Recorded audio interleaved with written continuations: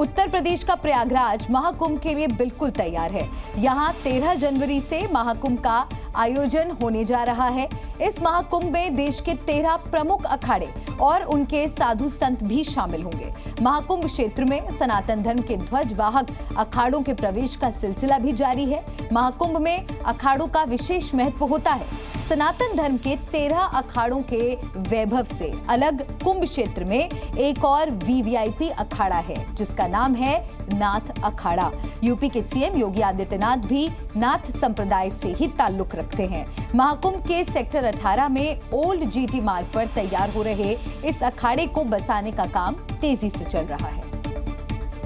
और यह अखाड़ा ताल्लुक रखता है यूपी के मुख्यमंत्री योगी आदित्यनाथ से। अखाड़े की बसावट के काम में मजदूर दिन रात लगे हुए हैं। बताया गया कि अखाड़े में योगी आदित्यनाथ खुद भी आएंगे और अपनी कैबिनेट को भी यहाँ लाएंगे। ये नाथ संप्रदाय का जो अखाड़ा है वो तैयारियां जोरों पे चल रही हैं। बड़े बड़े डॉम बनाए जा रहे हैं, बड़े बड़े कॉन्फ्रेंस हॉल बन रहे हैं यहाँ पर, और साधु संत जो देश भर के नाथ संप्रदाय के हैं वो यहाँ पर पहुंचेंगे। नाथ संप्रदाय के अखाड़े में हाईटेक कॉटेज बनाए जा रहे हैं, जहां सारी सुविधाएं मौजूद होंगी। साथ ही कई कॉन्फ्रेंस हॉल भी तैयार किए जा रहे हैं, जहां देश विदेश से आए साधु संत बैठक करेंगे। एक लाइन में 18 कॉटेज है साहब। ये कुल मिला कुल 70 कॉटेज इधर बन रहा है। उधर उस साइड में क्या कहते हैं रसोई है, उधर भी वायरिंग हो रहा है। एक तरफ जहां सीएम योगी महाकुंभ में चल रही तैयारियों पर नजर बनाए हुए हैं, वहीं दूसरी तरफ मुख्यमंत्री योगी आदित्यनाथ ने गोरखनाथ मंदिर में रुद्राभिषेक कर भगवान भोलेनाथ से राष्ट्र कल्याण और सभी नागरिकों की सुख समृद्धि के लिए प्रार्थना की। रुद्राभिषेक के बाद सीएम योगी ने वैदिक मंत्रोच्चार के बीच हवन भी किए। प्रयागराज में लगने वाले महाकुंभ की तैयारियां जहां अंतिम चरण में हैं, वहीं अब मेला क्षेत्र में पहुंच रहे संत समाज के लोग सीएम योगी आदित्यनाथ की तारीफ में कसीदे पढ़ रहे हैं। और कुछ संतों ने तो सीएम योगी को भागीरथ का अवतार बता दिया। महाकुंभ क्षेत्र में सीएम योगी के समर्थन में एक पोस्टर लगाया गया। ये पोस्टर कंप्यूटर बाबा की ओर से लगाया गया। योगी आदित्यनाथ को भागीरथ का अवतार बताया जा रहा है और लिखा है कि बाबा सनातन विरोधियों पर वार करते हैं। अखाड़े के संत योगी योगी कर रहे हैं, अब तक बयानों में सुना होगा, लेकिन पहली बार बाबाओं के पोस्टर में योगी नजर आ रहे हैं। कुछ संतों ने सीएम योगी को बुलडोजर बाबा कहा, तो कुछ संतों ने उन्हें सनातन धर्म की रक्षा करने वाला बताया। गंगा का इतना विकास कर रहे इसलिए भागीरथ बन गए। भागीरथ कहने लायक ही है। कलयुग के भागीरथ हैं। हाँ, कलयुग के भागीरथ है और उनके आने से सनातन धर्म और जागा है। महाकुंभ पहुंच रहे संतों ने कहा कि योगी आदित्यनाथ जब से यूपी के सीएम बने हैं, तब से कुंभ का रूप दिव्य होता जा रहा है। बात दिल्ली के चुनावी रण में पीएम मोदी की ग्रैंड एंट्री से विपक्ष के लिए खतरे की घंटी बजने लगी है। मोदी ने दिल्ली वासियों को पहले योजनाओं की सौगात दी और फिर आम आदमी पार्टी पर आरोपों की बरसात कर दी। एक तो चोरी, ऊपर से सीना चोरी। इस दौरान पीएम मोदी ने कट्टर बेईमान, शीश महल और आपदा सरकार का जिक्र किया और अरविंद केजरीवाल को निशाने पर लिया। पीएम मोदी ने न सिर्फ केजरीवाल को कट्टर बेईमान कहा, बल्कि उन्होंने दिल्ली में आपदा जैसे हालात की भी बात कह दी। कुछ कट्टर बेईमान लोगों ने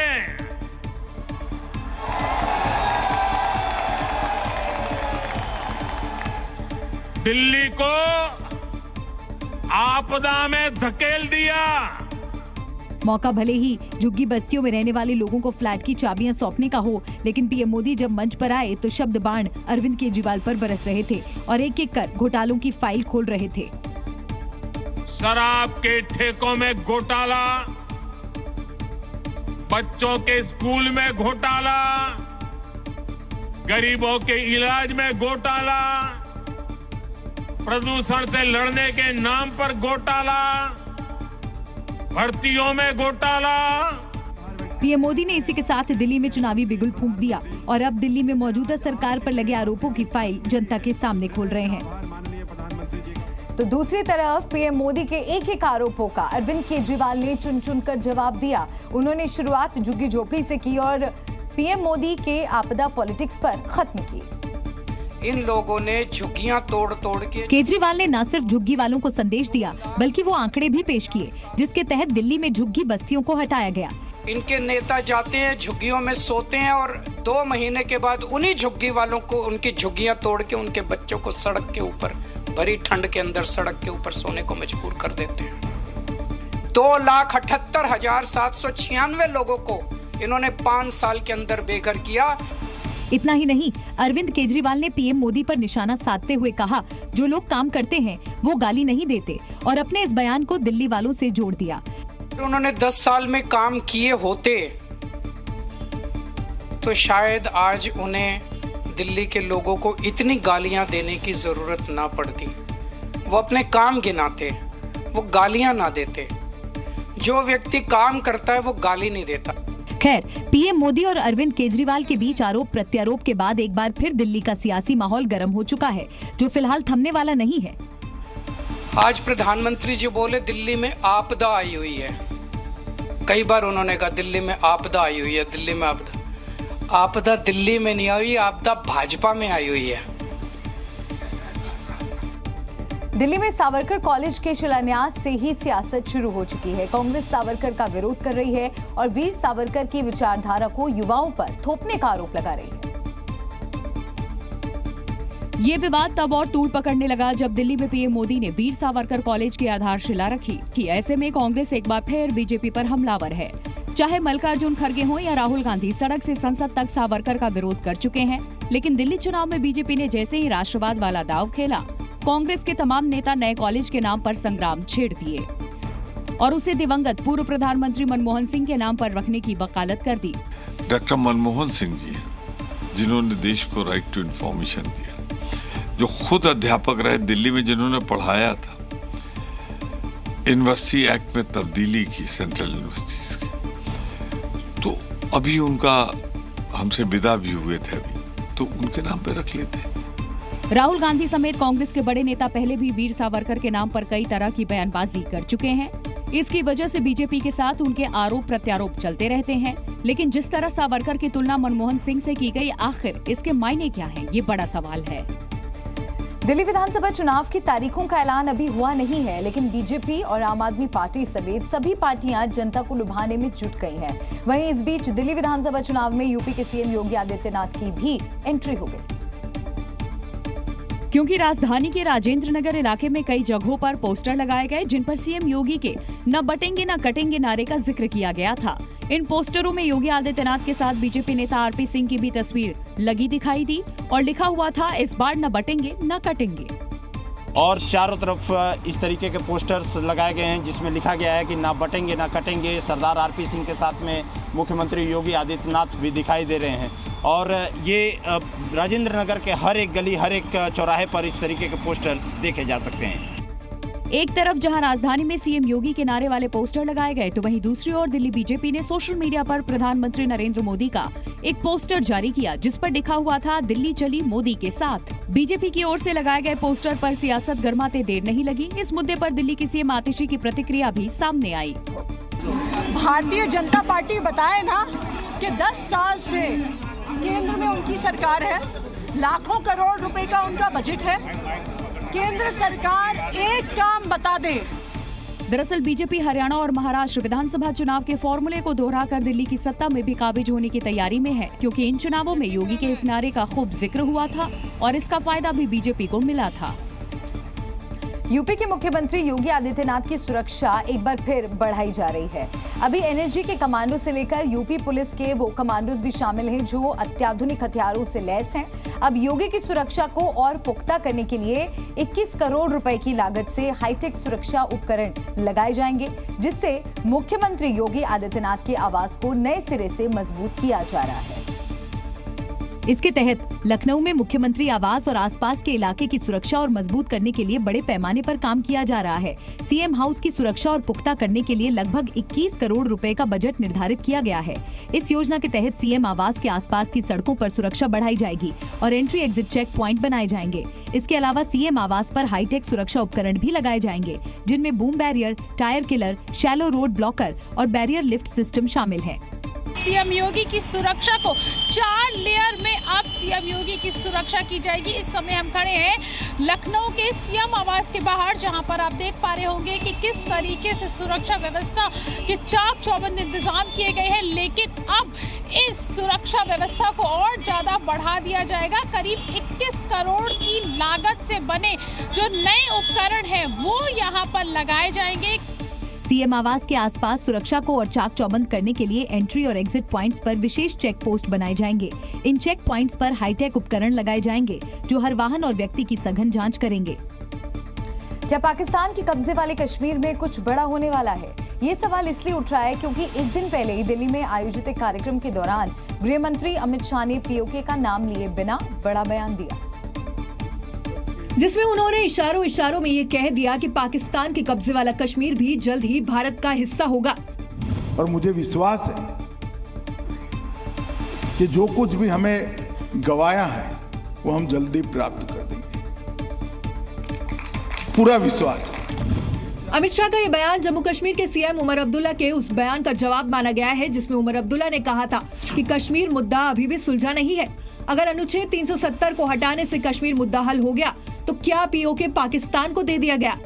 जब बीजेपी ये कहती है कि मसले कश्मीर का हमेशा के लिए हल हो गया है, क्या हम ये मान के चलें कि जो एलओसी के पार वाला हिस्सा है जम्मू कश्मीर का, उसका भी मसला हल हो गया है? जाहिर सी बात है, नहीं है ना। मसला कश्मीर अभी भी है, चाहे सरहद के इस तरफ या उस तरफ, उस पे हम बहस कर सकते हैं। इस दौरान अमित शाह ने महर्षि कश्यप का भी जिक्र किया, जिसके बाद ये चर्चा होने लगी कि क्या कश्मीर का नाम बदलने वाला है। हम सब जानते हैं कश्मीर को कश्यप की भूमि का भी नाम से जाना जाता है। शायद हो सकता है कि इनके नाम से ही कश्मीर का नाम पड़ा होगा। अमित शाह ने कहा कि मोदी सरकार जम्मू कश्मीर के इतिहास और सांस्कृतिक धरोहर को पुनर्जीवित करने की दिशा में आगे बढ़ रही है और कश्मीर भारत के साथ ही विकास के रास्ते पर चल पड़ा है। बिहार में सियासी हवा फिर से उल्टी बहने लगी है। नीतीश कुमार फिर से कुछ अलग करने के मूड में नजर आ रहे हैं, जिसके संकेत लालू यादव ने दिए। तो अब ताजा तस्वीर ने बिहार में सियासी चर्चाओं को नए किस्म की हवा दे दी। एक तस्वीर ने बिहार में अगली सरकार की रूपरेखा के बारे में बता दी है। कहते हैं ना कि एक तस्वीर हजारों शब्दों के बराबर होती है। कई दफा तो एक अदद तस्वीर पूरी कहानी बताने के लिए काफी होती है। ये तस्वीर भी कुछ वैसी है जिसे बिहार के पूर्व डिप्टी सीएम तेजस्वी यादव ने अपने एक्स हैंडल पर शेयर किया और उससे पहले बता दिया कैसे नए साल में नई सरकार बनने जा रही है। और एक नया साल में नई सरकार हम लोग बनाएंगे जहां पढ़ाई, दवाई, कमाई, सिंचाई, सुनवाई और कार्रवाई वाली सरकार हो, एक सकारात्मक सरकार हो। तेजस्वी यादव बिहार में सत्ता में एंट्री के लिए बेताब है, चाहे साल के आखिरी में होने वाले विधानसभा चुनाव में हो या फिर नीतीश कुमार के साथ टेबल टॉक से। उससे पहले दूरियां खत्म होने लगी हैं, नजदीकियां बढ़ने लगी हैं, जिसकी गवाही ये तस्वीर है। ऐसे में सबसे बड़ा सवाल है, क्या नीतीश कुमार फिर से पलटी मारेंगे? क्या एनडीए से अलग हो जाएगी जेडीयू? क्या लालू का न्योता कबूल करेंगे नीतीश? क्या तेजस्वी फिर से डिप्टी सीएम बनेंगे? ये वो सवाल है जो बिहार की सियासत में चल रही चर्चाओं के बाद उठ रहे हैं और इन चर्चाओं के बीच नीतीश कुमार और तेजस्वी यादव की स्नेहपूर्ण मुलाकात भी देखने को मिली। नीतीश कुमार ने हाथ बढ़ाकर तेजस्वी की पीठ थपथपाई, उन्हें आशीर्वाद देने की मुद्रा में हालचाल लिया और कई नई संभावनाओं को जन्म दे दिया। बिहार के सीएम नीतीश कुमार को लालू यादव के ऑफर पर जारी सियासत के बीच अब इस मुद्दे पर बैल की एंट्री हो गई, क्योंकि प्रदेश के बेपुर विधानसभा क्षेत्र से बीजेपी विधायक इंजीनियर शैलेंद्र ने लालू यादव को लेकर विवादित बयान दिया, जिसमें उन्होंने आरजेडी प्रमुख लालू यादव की तुलना बैल से की। बीजेपी विधायक ने कहा कि लालू यादव को ये बहस सताने लगा है कि उनकी पार्टी अब सत्ता में कभी नहीं आएगी, इसी वजह से वो ऐसे बेतुके बयान दे रहे हैं। आप सुने होंगे कि एक ऐसा भी बैल होता है जिसको लास्ट में कसाई भी नहीं ले जाता है, तो वैसे ही बैल अब ये लोग हो गए। बीजेपी विधायक इंजीनियर शैलेंद्र ने यहां तक दावा किया कि लालू यादव की पार्टी जल्द ही टूटने वाली है। इनका सब विधायक वगैरह भी टूट रहा है, सब जो है एनडीए गठबंधन की ओर आ रहा है। कई विधायक हम लोग के संपर्क में है, इसलिए अब इनका कोई भी वक्तव्य जो है वो जनता जो है खारिज कर रही है। इससे पहले भी अपने विवादित बयानों को लेकर इंजीनियर शैलेंद्र सुर्खियां बटोर चुके हैं। हाल ही में उन्होंने मुसलमानों पर बयान देते हुए उन्हें देश के लिए खतरा बताया था। बिहार में बीपीएससी परीक्षा विवाद पर तनाव बढ़ता जा रहा है। छात्र परीक्षा रद्द करने की मांग को लेकर सड़कों पर उतर आए हैं। प्रदर्शनकारियों ने रेल और सड़क यातायात जाम कर दिया और प्रशांत किशोर आमरण अनशन पर बैठे हैं। विपक्ष के नेताओं और छात्र संगठनों के जोरदार प्रदर्शन के बीच पटना में पप्पू यादव के समर्थकों ने रेल का चक्का जाम कर दिया। बीपीएससी अभ्यर्थियों के समर्थन में छात्र युवा शक्ति ने पटना सचिवालय हॉल पर ट्रेन को रोका। पप्पू यादव के समर्थक और अभ्यर्थी सचिवालय हॉल पर इकट्ठा हो गए। इस दौरान भारी संख्या में पुलिस बल तैनात था। पुलिस और पप्पू यादव के समर्थकों में झड़प भी हुई। पूर्णिया में भी निर्दलीय सांसद पप्पू यादव ने एनएच और रेल सेवा जाम का ऐलान किया। बंद को सफल बनाने में सांसद समर्थक पूर्णिया जंक्शन पहुंचे और जमकर प्रदर्शन किया। सांसद समर्थकों ने सरकार के खिलाफ नारेबाजी भी की और आरएन शाह चौक, NH31 हरदा बाजार और 0 माइल को जाम कर प्रदर्शन किया। सांसद समर्थकों के साथ प्रदर्शन में बीपीएससी अभ्यर्थी भी शामिल हैं। इधर प्रदर्शन को देखते हुए शहर के चप्पे चप्पे पर भारी फोर्स तैनात किया गया। बीपीएससी री एग्जाम की मांग को लेकर बरौनी में भी प्रदर्शन किया गया। गुस्साए छात्र सड़कों पर उतर आए। बेगूसराय में भी प्रदर्शनकारियों ने NH31 को जाम कर सरकार के खिलाफ नारेबाजी की। जाम की वजह से NH पर वाहनों की लंबी कतार लग गई और यातायात ठप हो गया। बिहार में आज शहर शहर हंगामा और बवाल हुआ। बीपीएससी छात्रों की मांग है कि प्रश्न पत्र लीक हुआ है और धांधली हुई है, इसलिए परीक्षा रद्द कर री एग्जाम कराया जाए। यूपी के संभल में बन रही सत्यव्रत पुलिस चौकी की जमीन को वक्फ बोर्ड की जमीन बताने का दावा फर्जी निकला। और तो और असदुद्दीन ओवैसी ने एक्स पर जो दस्तावेज पोस्ट किए थे वो भी फर्जी पाए गए, जिसके बाद पुलिस ने FIR दर्ज कर ली। संभल पुलिस ने पुलिस स्टेशन को लेकर झूठा दावा करने वालों पर कड़ा एक्शन लिया और वक्फ के जाली दस्तावेज के मामले में FIR दर्ज कर ली है। संभल कोतवाली में अलग अलग धाराओं में अज्ञात के खिलाफ मुकदमा दर्ज हुआ है। इससे पहले सत्यव्रत पुलिस चौकी की जमीन को वक्फ की संपत्ति बताने का दावा किया गया था। 3 दिन पहले असदुद्दीन ओवैसी ने एक्स पर पोस्ट पर वक्फ की जमीन होने के दावे के दस्तावेज भी पोस्ट किए थे, लेकिन प्रशासन ने 3 सदस्यीय टीम से जब उसकी जांच करवाई तो दावे ही नहीं दस्तावेज भी फर्जी निकले, जिसके बाद नगर पालिका के अधिशासी अधिकारी मणिभूषण तिवारी की तरफ से मुकदमा दर्ज कराया गया। पुलिस ने धारा 419, 420, 467 और 471 के तहत संभल कोतवाली में अज्ञात के खिलाफ मुकदमा दर्ज करवाया, जिसके बाद ओवैसी की फजीहत भी हुई और संकट भी बढ़ सकता है। उत्तर प्रदेश के कासगंज में 2018 में हुए चंदन गुप्ता हत्याकांड में आज इंसाफ हो गया। कोर्ट ने आज 28 दोषियों को सजा सुना दी, जिसके बाद चंदन के परिवार ने कोर्ट को धन्यवाद कहा। लेकिन जिस माँ का बेटा हमेशा के लिए चला गया हो, भला उसका दर्द कैसे कम हो सकता है। आज भी चंदन की माँ अपने बेटे की याद में तड़पती हैं। बेशक कोर्ट ने चंदन गुप्ता के 28 आरोपियों को उम्रकैद की सजा सुना दी हो, लेकिन चंदन की माँ आज भी फफकते लफ्जों में अपने बेटे के चले जाने का दर्द बयां करती हैं। चंदन मेरा घर खाली करके चला गया है, उसके दोषियों को सख्त से सख्त सजा मिलनी चाहिए। मैं उसकी याद में बहुत तड़पती हूँ, ये मैं ही जानती हूँ।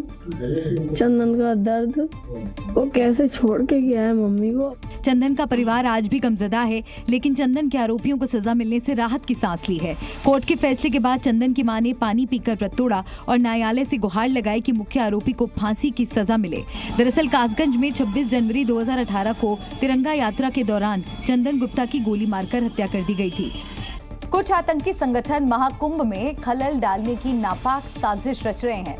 IB की खुफिया रिपोर्ट में दावा किया गया है कि आतंकी अघोरी के वेश में घुस सकते हैं।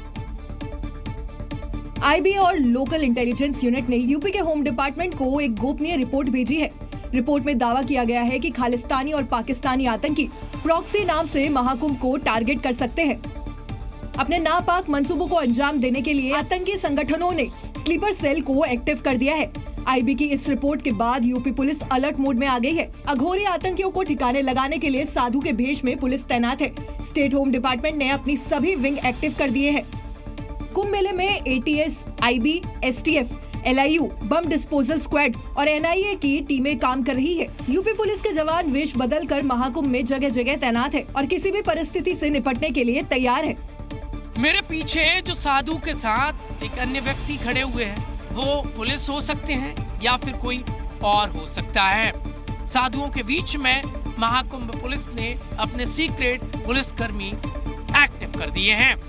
इंटेलिजेंस की रिपोर्ट के आधार पर यह सूचना है कि साधु या फिर भगवा के वेश में कोई अखाड़ों में खलल डालने वाला आ सकता है। महाकुंभ में यूपी पुलिस के जवान साधु संतों के साथ घूम रहे हैं। कोई संत का शागिर्द बना है तो कोई रसोया बना है, क्योंकि ऐसी आशंका है कि महाकुंभ में आतंकी अघोरी के वेश में घुस सकते हैं। इसलिए अखाड़ों में साधु के वेश में पुलिस वालों की तैनाती की गई है। महाकुंभ में भगवा ओढ़े पुलिस की तैनाती अखाड़ों में कर दी गई है।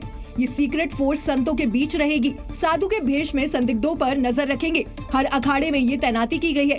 हजारों की तादाद में सीक्रेट पुलिस फोर्स तैनात है। आतंकी हमला हो या भगदड़, जैविक हथियार से हमला हो या फिर रासायनिक हमला, यूपी पुलिस के जवान किसी भी परिस्थिति का सामना करने के लिए तैयार है। प्रयागराज महाकुंभ में आतंकी ज्यादा नुकसान पहुंचाने के लिए केमिकल, बायोलॉजिकल, रेडियोलॉजिकल और न्यूक्लियर वेपन का इस्तेमाल कर सकते हैं, लेकिन यूपी पुलिस इन हमलों से निपटने के लिए भी तैयार है।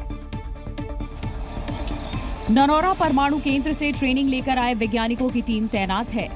पानी के अंदर नजर रखने के लिए अंडर वाटर ड्रोन तैनात किए जाएंगे। ये अंडर वाटर ड्रोन पानी के अंदर संदिग्ध चीजों पर नजर रखेंगे।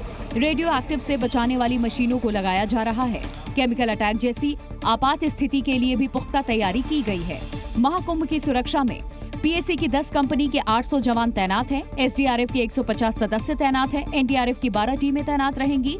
जल पुलिस के 35 जवान तैनात रहेंगे। यही नहीं, आसमान से सुरक्षा के लिए एंटी ड्रोन सिस्टम एक्टिव किए गए हैं। पूरे महाकुंभ क्षेत्र में 4 अलग अलग एंटी ड्रोन सिस्टम एक्टिव किए गए हैं। महाकुंभ में पहली बार ऐसा सिस्टम डेवलप किया गया है। ये एंटी ड्रोन सिस्टम बिना परमिशन उड़ने वाले ड्रोन्स की पहचान कर अटैक करेगा। ये एंटी ड्रोन सिस्टम कितना इफेक्टिव है, अब उसका डेमो भी देखिए। ड्रोन फ्लाई होता नजर आ रहा है और ये बैटरी डाउन हो गई है। ऊपर जा पा रहा है विक्रम? नहीं जा रहा है ऊपर, नहीं जा रहा है। कोशिश करिए एक बार ले जाने की। क्या एंटी ड्रोन ने इसको पहचान लिया है? एंटी ड्रोन ने इसको पहचान लिया। देखिए थोड़ी देर के बाद अब जस्ट ये डाउन होना चालू। नहीं ये देखिए बस डाउन होना चालू हो गया। पहली बार महाकुंभ मेले में एंटी ड्रोन सिस्टम लगाया गया है। ये सिस्टम 10 किलोमीटर के रेडियस में ड्रोन को पहचान लेगा और 4 किलोमीटर के एरिया में उसे कंट्रोल कर सकता है। एंटी ड्रोन सिस्टम तरंगों के जरिए ड्रोन की पहचान कर रेडियो फ्रीक्वेंसी से अटैक करेगा और ये 24 घंटे एक्टिव रहेगा। यानी अब महाकुंभ में बिना इजाजत परिंदा भी पर नहीं मार सकेगा। देश दुनिया की नजर इन दिनों प्रयागराज में होने वाले महाकुंभ 2025 पर टिकी हुई है। इसकी तैयारियां भी जोरों पर चल रही हैं, लेकिन इससे पहले यहां साधु संतों का जमावड़ा लग चुका है और यहां साधु संतों और महामंडलेश्वर के साथ ही बाल पुरोहित भी पहुंच गए हैं।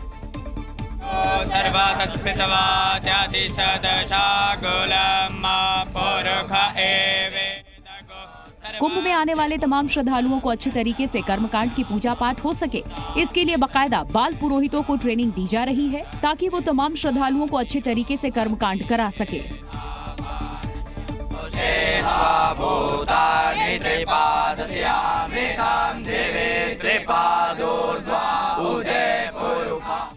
दरअसल कुंभ में संगम पर पूजा, ध्यान और पिंडदान जैसे धार्मिक कर्मकांड किए जाते हैं। ऐसे में इसकी बाकायदा ट्रेनिंग पुरोहितों को दी जा रही है ताकि वो अपने जजमान को इन पूजा का लाभ दिलवा सके।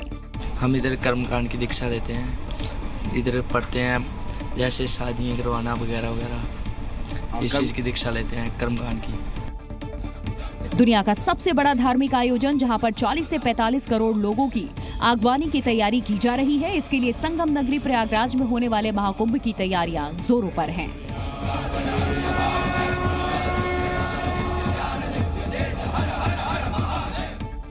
यूपी के वृंदावन में बांके बिहारी मंदिर में सुरक्षा में तैनात पुलिसकर्मियों की बदसलूकी का एक वीडियो सोशल मीडिया पर वायरल हो गया। इस वीडियो में एक पुलिसकर्मी युवक को धक्का देता दिखाई दिया और ये तब हुआ जब नए साल के मौके पर एक युवक अपनी मां के साथ मंदिर दर्शन करने पहुंचा।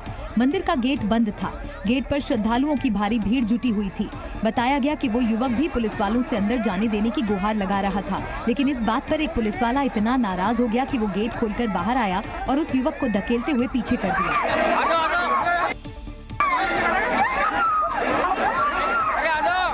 इस दौरान पुलिस वाले एक मीडिया कर्मी से भी बहस करते दिखाई दिए, क्योंकि वो इस घटना को अपने कैमरे में रिकॉर्ड कर रहा था। पुलिस वालों ने मीडिया कर्मी को वीडियो बनाने से रोक दिया। आप अपना काम कीजिए, आप अपना काम बनाइए, नहीं आप अपना काम कीजिए, भीड़ को नियंत्रण नहीं कर पाओगे। मंदिर में तैनात पुलिस वालों के व्यवहार पर लोगों ने नाराजगी जताई और आला अधिकारियों से इस मामले में हस्तक्षेप करने की मांग की। पश्चिम बंगाल की जेलों में बैठकर आतंकी अपने नेटवर्क को बढ़ा रहे हैं, जिसे लेकर जांच एजेंसियों ने बड़ा खुलासा किया है। पश्चिम बंगाल पुलिस और एनआईए की जांच में बंगाल की जेलों में चल रहे टेरर नेटवर्क को लेकर कई चौंकाने वाले खुलासे हुए हैं। पता चला है कि आतंकवादी जेल से ही अपना नेटवर्क बढ़ा रहे हैं। असम पुलिस ने हाल ही में आतंकवाद के खिलाफ अभियान चलाया था, जिसमें 12 संदिग्ध आतंकियों को गिरफ्तार किया गया। इनमें से 2 पश्चिम बंगाल के रहने वाले हैं। जांच में पता चला है कि गिरफ्तार आतंकी पश्चिम बंगाल की जेलों में बंद आतंकवादियों के संपर्क में थे। जांच में पता चला है कि जेल के अंदर से ही आतंकवादी अपने नेटवर्क को मजबूत कर रहे हैं। असम एसटीएफ सूत्रों के मुताबिक एबीटी चीफ जसीमुद्दीन रहमानी से असम में गिरफ्तार हुए आतंकी नूर इस्लाम मंडल के संबंध हैं। पश्चिम बंगाल की बहरामपुर, बारुईपुर, दमदम और प्रेसिडेंसी जेल में करीब 40 आतंकवादी बंद हैं। इनमें से ज्यादातर जमातुल मुजाहिदीन बांग्लादेश और एबीटी से जुड़े हुए हैं। इस खुलासे के बाद जांच एजेंसियों ने जेलों के अंदर निगरानी को बढ़ाया है, ताकि कोई भी कैदी बाहर संपर्क ना कर सके। बात संभल की। संभल में जामा मस्जिद या हरिहर मंदिर, बहुत जल्द इस सवाल से पर्दा उठने वाला है, क्योंकि कोर्ट कमिश्नर ने शाही जामा मस्जिद के सर्वे की रिपोर्ट सिविल जज सीनियर डिवीजन कोर्ट में पेश कर दी है। ये रिपोर्ट करीब 45 पन्नों की बताई जा रही है, जिसमें कई तथ्य कोर्ट के सामने रखे गए हैं। दावा ये किया जा रहा है कि सनातनी सबूत से हिंदू पक्ष का दावा मजबूत हो चुका है। ये मसला उस याचिका से जुड़ा है जिसमें शाही जामा मस्जिद को हरिहर मंदिर होने का दावा किया गया था। याचिका 19 नवंबर को कोर्ट में दाखिल की गई थी, जिसके बाद मस्जिद का सर्वे किया गया था और अब सर्वे रिपोर्ट सील बंद लिफाफे में कोर्ट में पेश किया गया है। सुप्रीम कोर्ट की गाइडलाइंस के अनुसार पूरी रिपोर्ट जो है गोपनीय तरीके से सीलबंद लिफाफे में माननीय विचार न्यायालय के लिए मैंने प्रेषित कर दी गई है। इस बीच दावा किया जा रहा है कि संभल में सनातन के सबूत मिल रहे हैं। सूत्रों के मुताबिक जामा मस्जिद में मंदिर होने के प्रमाण मिले हैं। मस्जिद के अंदर प्राचीन कुआं भी मिला है। वट वृक्ष और फूल के निशान दिखे। मंदिर के ढांचे से छेड़छाड़ की गई और गुंबद को सपाट करने की साजिश भी हुई। सर्वे रिपोर्ट पेश होने के बाद एक बार फिर संभल में सुरक्षा बढ़ा दी गई है। ड्रोन से निगरानी रखी जा रही है और चप्पे चप्पे में पुलिस की मुस्तैदी कर दी गई है। सीसीटीवी कैमरे और ड्रोन कैमरे के जरिए सर्विलांस भी रखा जा रहा है कि 500 मीटर के दायरे में जितने भी छतें हैं उन छतों पर निगरानी रखी जा रही है। अब इंतजार कोर्ट के फैसले का है, जिसमें जामा मस्जिद के अंदर सनातन के सबूत का दावा किया जा रहा है। लेकिन उससे पहले संभल का माहौल खराब ना हो, इसके लिए मस्जिद के आसपास सुरक्षा बढ़ा दी गई है। यूपी के संभल में 24 नवंबर को ही हिंसा को लेकर कार्रवाई जारी है। बवाल के दौरान एसपी कृष्ण बिश्नोई और उनके पीआरओ पर गोली चलाने वाला आरोपी गिरफ्तार कर लिया गया है। आरोपी शावेज उर्फ शहबाज ने गोली चलाने के साथ ही पुलिसकर्मियों की बाइक में आगजनी भी की थी। गिरफ्तार आरोपी और उसके साथियों की फायरिंग में गोली लगने से एसपी कृष्ण बिश्नोई और उनके पीआरओ संजीव कुमार घायल हुए थे। पुलिस ने आरोपी से फायरिंग में इस्तेमाल किया गया अवैध तमंचा, कारतूस और खोखे भी बरामद किए हैं। गिरफ्तार आरोपी शहबाज उर्फ टिल्लन ने 24 तारीख को हिंसा के दौरान जिले के कप्तान कृष्ण कुमार बिश्नोई पर फायरिंग की थी, जिसमें कृष्ण कुमार बिश्नोई घायल हो गए थे। पुलिस के अनुसार जो गिरफ्तार आरोपी है शहबाज उर्फ टिल्लन, उसने बताया है कि उसने कबूल किया है इस बात को कि 24 तारीख को हिंसा के दौरान उसने हिंदूपुरा खेड़ा इलाके में अपने साथियों के साथ पहुंचकर फायरिंग की थी और बाइकों में आग लगाई थी। संभल में 24 नवंबर को ही हिंसा में 29 पुलिसकर्मी घायल हुए थे, जबकि 5 लोगों की मौत हो गई थी। इसके बाद से पुलिस ताबड़तोड़ कार्रवाई कर रही है। अब तक 51 आरोपियों को पुलिस ने गिरफ्तार किया है। फिलहाल आरोपी शावेज उर्फ शहबाज को भी जेल भेज दिया गया है। मध्य प्रदेश के पीथमपुर में यूनियन कार्बाइड के कचरे को लेकर विरोध प्रदर्शन तेज हो गया है, जिसे लेकर आज पीथमपुर में जगह जगह लोगों ने प्रदर्शन किया। पीथमपुर की सड़कों पर आज इसी तरह से हंगामा मचा हुआ था। बड़ी संख्या में इकट्ठा होकर लोगों ने कई जगह जमकर नारेबाजी की और सड़कों को जाम कर दिया। जाम लगता देख पुलिस एक्शन में आई और हल्का बल प्रयोग कर प्रदर्शनकारियों को सड़कों से हटाया गया। पीथमपुर में यूनियन कार्बाइड का कचरा जलाने के विरोध में आज व्यापक बंद का भी ऐलान किया गया था। बंद के दौरान विरोध कर रहे 2 प्रदर्शनकारियों ने आत्मदाह की कोशिश की। हालांकि वहां मौजूद पुलिसकर्मियों ने आग बुझा दी। दोनों प्रदर्शनकारियों को अस्पताल में भर्ती कराया गया है, जिसका वीडियो भी सामने आया है। भोपाल गैस कांड के 40 साल बाद यूनियन कार्बाइड कारखाने का 337 टन जहरीला कचरा गुरुवार को पीथमपुर की एक औद्योगिक डंपिंग साइट पर पहुंचाया गया था। जिसका वहां के लोग जमकर विरोध कर रहे हैं। लोगों को डर है कि अगर यहाँ जहरीले कचरे को नष्ट किया गया तो आबादी के साथ साथ पर्यावरण पर भी इसका असर पड़ेगा। छत्तीसगढ़ के जशपुर जिले से एक ऐसा मामला सामने आया है जिसमें लड़ाई, झगड़ा, समझौता, पुलिस और पैसा सब कुछ है। कहानी फिल्मी सी लगती है, जहां शुरुआत झगड़े से होती है और खत्म समझौते पर हो जाती है, लेकिन शुरुआत से लेकर आखिरी तक ड्रामा जमकर होता है। मामला एक डॉगी और मुर्गे से जुड़ा है। मौका था नए साल के जश्न का। ऐसे में एक परिवार ने दावत की तैयारी की हुई थी। चिकन के लिए देसी मुर्गा तैयार था, लेकिन चिकन बनता उससे पहले ही पड़ोसी का जर्मन शेफर्ड डॉगी आया और उसे खा गया। बस फिर क्या था, न्यू ईयर का जश्न फीका हो गया और साल के पहले ही दिन दोनों परिवारों का चक्कर पुलिस थाने में लग गया। सबसे पहले मुर्गे का मालिक थाने पहुंचा और पूरी बात थानेदार साहब को बताई।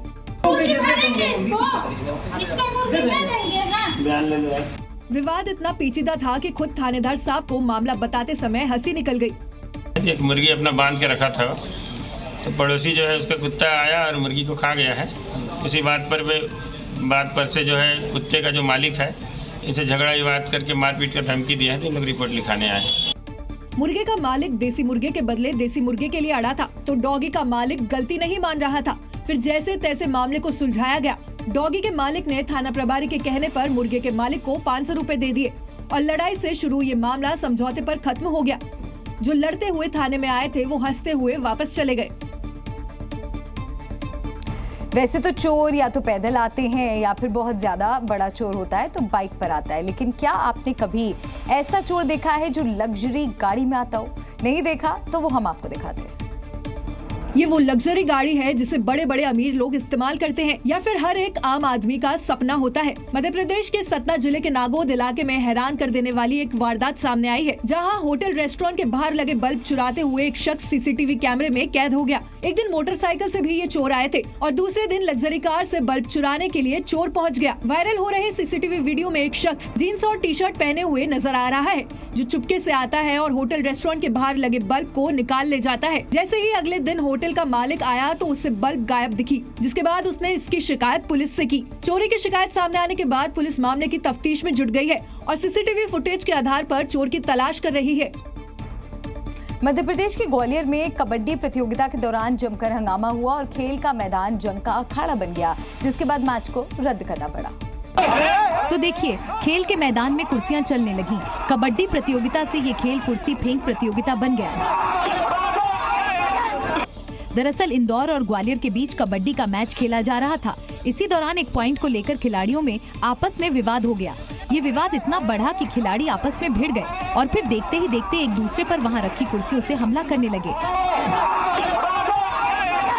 खेल के मैदान में जहां पर खिलाड़ियों को अपने खेल से शानदार प्रदर्शन करके अपनी टीम को जीत दिलानी होती है, वहीं पर जमकर लात घूंसे चले। इस तरह से खेल का मैदान युद्ध का अखाड़ा बन गया। खेल के मैदान में भयंकर हंगामा, मारपीट और तोड़फोड़ होने लगी। इसे देख आयोजकों ने इस मैच को रद्द कर दिया। इंदौर टीम ने ग्वालियर के खिलाड़ियों पर मारपीट और अभद्रता का आरोप लगाया है, तो वहीं ग्वालियर की टीम ने इंदौर के खिलाड़ी पर रेफरी को थप्पड़ मारने का आरोप लगाया। यूपी के फिरोजाबाद में रातों रात अवैध कब्जे के खिलाफ मुस्लिम महिलाएं सड़क पर आ गईं और भूमाफियाओं को सबक सिखाने के लिए मोर्चा खोल दिया।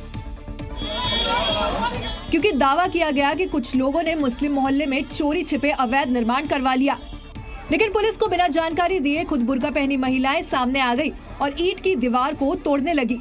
हंगामा काफी देर तक चलता रहा। मुस्लिम महिलाएं ईंट से ईंट बजाती रही और लोगों की भीड़ तमाशा देखती रही। बताया गया कि साजिशन मोहल्ले में ईंट की दीवार खड़ी की गई, जिस पर पार्टी का नाम भी लिखा गया। लेकिन इस निर्माण को हटाने के लिए लोगों ने महिलाओं को आगे कर दिया और फिर बुर्का पहनी महिलाएं दीवार गिराने लगी। हैरानी इस बात की भी है, जब इस निर्माण को अवैध करार दिया गया, फिर पुलिस को जानकारी क्यों नहीं दी गई और महिलाओं ने खुद ही मोर्चा क्यों संभाला। फिलहाल पुलिस शिकायत का इंतजार कर रही है। देश की पहली AC sleeper Vande Bharat train का ट्रायल हो चुका है। दिल्ली मुंबई रेलवे ट्रैक पर ट्रेन का ट्रायल किया गया, जिसकी रफ्तार 180 किलोमीटर प्रति घंटे की थी। ट्रायल का वीडियो रेल मंत्री अश्विनी वैष्णव ने अपने एक्स हैंडल पर पोस्ट किया। वीडियो में देखा जा सकता है कि वंदे भारत स्लीपर ट्रेन 180 की स्पीड से दौड़ रही है और कोच में विंडो के पास पानी का ग्लास भी नजर आ रहा है। पानी के ग्लास को देखकर यह अंदाजा लगाया जा सकता है कि वंदे भारत ट्रेन की इतनी ज्यादा स्पीड होने पर भी ग्लास हिल तक नहीं रहा, इससे पानी छलका तक नहीं। ट्रेन का ट्रायल अलग अलग इलाकों में जनवरी के पूरे महीने तक चलता रहेगा। ट्रायल पूरा होने के बाद रिपोर्ट रेल मंत्रालय और रेलवे बोर्ड को भेजी जाएगी, जिसके बाद इसे आम जनता के लिए पटरी पर उतारा जाएगा। इस साल Vande Bharat AC sleeper Mumbai route पर दौड़ेगी। इसका किराया चेयर कार और एग्जीक्यूटिव कैटेगरी जितना ही होगा। वहीं ट्रेन के फीचर्स ऐसे होंगे कि यात्रियों को जरा सी परेशानी नहीं होगी। ये ट्रेन खास तौर पर मिडिल क्लास के लिए बनाई गई है और इसका किराया राजधानी के जितना ही होगा। इस ट्रेन को बनाने में कपलर मैकेनिज्म की नई टेक्नोलॉजी इस्तेमाल की गई। इसने ट्रेन का वजन कम किया और स्ट्रेंथ बढ़ाई गई। महाराष्ट्र के कोल्हापुर में एक हैरान करने वाला मामला सामने आया। यहाँ हार्ट अटैक से मौत के बाद एक बुजुर्ग दोबारा जिंदा हो गए और लोग इसे चमत्कार कह रहे हैं। और कहीं भी क्यों ना, एक मरा हुआ शख्स जिंदा जो हो गया। कहते हैं जीवन और मृत्यु के बीच एक चमत्कार ही ऐसी लकीर होती है जो कुछ भी कर सकती है, और हुआ भी कुछ ऐसा ही। 65 साल के एक बुजुर्ग पांडुरंग उल्पे की हार्ट अटैक से मौत हो गई थी। अस्पताल में डॉक्टर्स ने उन्हें मृत भी घोषित कर दिया था। घर वाले बुजुर्ग के शव को एम्बुलेंस के जरिए घर ला रहे थे ताकि अंतिम क्रियाकर्म के बाद शमशान घाट ले जाएं। इसी बीच सड़क पर बना एक स्पीड ब्रेकर इस बुजुर्ग के लिए जीवन रक्षक साबित हुआ। दरअसल जब अस्पताल से पांडुरंग का शव ले जा रही एक एम्बुलेंस ने ब्रेकर को पार किया तो उनके परिवार ने देखा कि मृत घोषित हो चुके बुजुर्ग की उंगली और हाथ हिलने लगे। बिना समय गवाए उन्हें नजदीकी बड़े अस्पताल ले जाया गया। डॉक्टरों ने दोबारा इलाज शुरू किया और 15 दिनों तक अस्पताल में रहने के बाद पांडुरंग पूरी तरह स्वस्थ होकर अपने घर लौट आए। परिवार ने इसे भगवान का चमत्कार माना। पांडुरंग ने अपने जीवन को दोबारा पाकर भगवान का शुक्रिया अदा किया।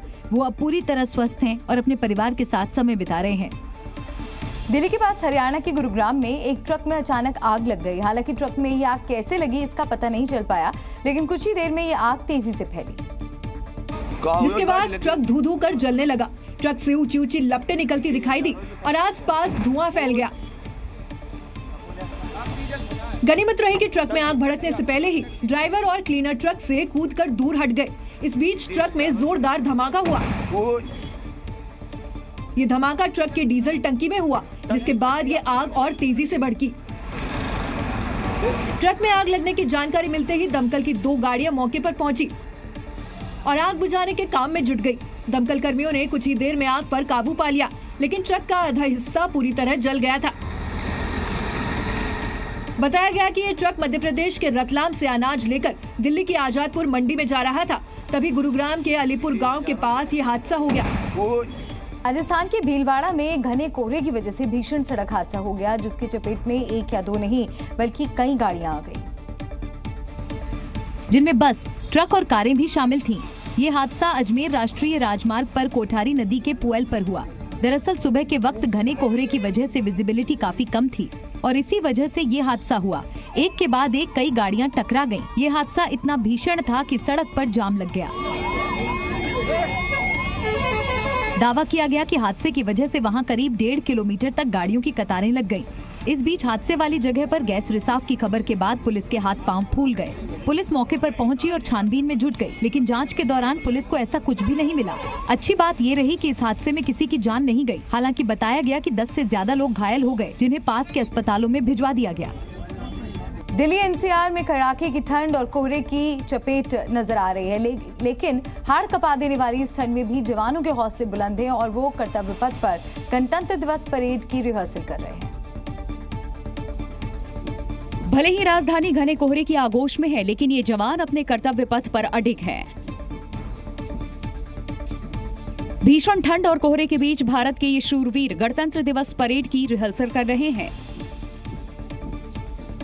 कोहरे के चलते विजिबिलिटी बेहद कम है, लेकिन भारत के इन वीर सपूतों की पैनी नजर अपने लक्ष्य पर अडिग है।